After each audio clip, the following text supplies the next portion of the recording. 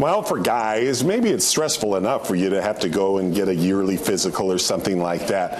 But if you don't have that anxiety too much, you know, when the doctor brings out the latex gloves, that anxiety may be getting a little higher. But you know what? The exam they do with this can save your life. The Human Race, brought to you by Hickory Valley, a senior living community.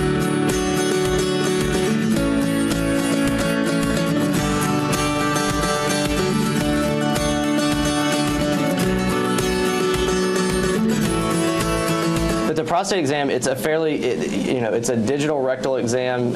It's a finger that goes in your bottom. It's very well tolerated. Most men, after they have it done, if somebody does it on you the right way the first time and shows you how to participate in that exam, other than just forcing you to have it, it generally is a lot easier on the patient. And most guys actually are like, well, it's not all that bad. So sometimes it's the patient doesn't have access, and sometimes the physician that's seeing the patient doesn't have the time. So there's a lot of people that don't get screened properly, and one of the the big mistakes is that PSA, the blood test, is the only thing that you need, and that's incorrect. So a proper prostate screening is a PSA and a digital rectal exam, and they recommend starting screening at 55 or at somebody that's at risk. So if you're an African American male, or if you have a family history of prostate cancer, those are people that are at risk, and generally we would recommend screening earlier.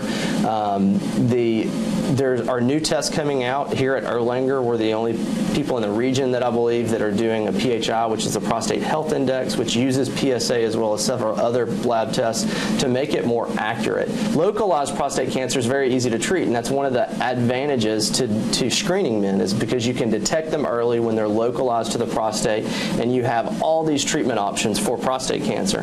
We get a lot of tests in our lives, and they always, you expect that phone call and it says everything's fine.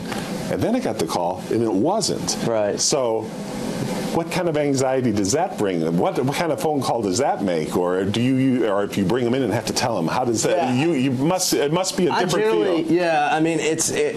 I'll tell you, it's the worst part of being a doctor is giving bad news to patients, and I think it's tough, and you want to maintain people's dignity when you do it, and you want to soften the blow, but there's just no way to do it when you call somebody and tell them they have cancer.